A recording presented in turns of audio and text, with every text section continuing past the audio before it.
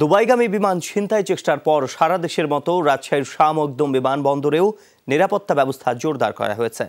কিন্তু পুরনো অবকাঠামোর কারণে পূর্ণাঙ্গ নিরাপত্তা নিশ্চিত করা সম্ভব হচ্ছে না উত্তরাঞ্চলের বিভাগীয় শহরে অবস্থিত এই অভ্যন্তরীণ বিমানবন্দরটির।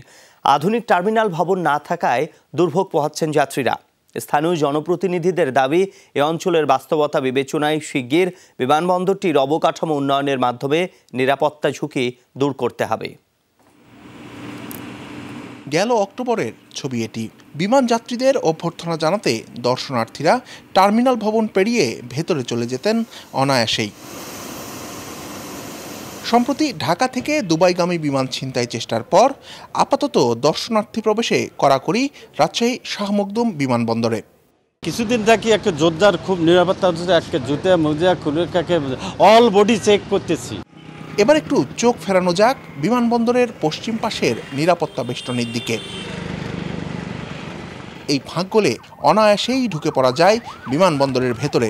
সনাতন টার্মিনাল ভবনটি নিরাপত্তা ব্যবস্থার জন্য এখনও ঝুঁকিপূর্ণ, যেখানে লাগেজ স্ক্যান করার স্থানটি ভীষণ রকম অপ্রশস্ত। অসন্তোষ রয়েছে ভিআইপি টার্মিনালের নিরাপত্তা নিয়েও। নানা সময় নানা রকম নেতারা বা বিভিন্ন বড় বড় ব্যক্তিত্বরা আসেন, দল বললে সবাই টার্মাকে বা এয়ারপোর্টে রানওয়ের ভিতরে চলে যায়।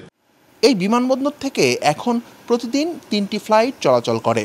লাগেজ হ্যান্ডলিংয়ের আধুনিক ব্যবস্থা না থাকায় টারমার্কের খুব কাছে যাত্রীর চাপ সামলাতে হিমশিম খেতে হয়, যে কারণে নিরাপত্তার ঘাটতি দেখা দেয়।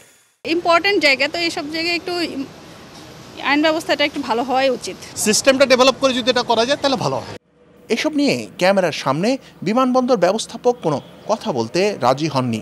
তবে স্থানীয় জনপ্রতিনিধিরা জানান, অবকাঠামো উন্নয়ন ছাড়া এই বিমানবন্দরের পূর্ণাঙ্গ নিরাপত্তা দেওয়া সম্ভব নয়। বিমানবন্দরের নিরাপত্তার বিষয়টি খুবই গুরুত্বপূর্ণ একটা ইস্যু হিসাবে দেশে এসে গেছে। তখন আমি মনে করি রাজশাহীর বিমানবন্দরের উন্নয়নের একটা ব্যাপক উদ্যোগ গ্রহণ করা দরকার। 1984 সালে বিমানবন্দরটি যাত্রা শুরুর পর 2007 সালে বন্ধ করে দেওয়া হয়েছিল।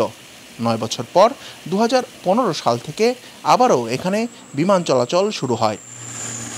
শিবলী নোমান, যমুনা নিউজ, রাজশাহী।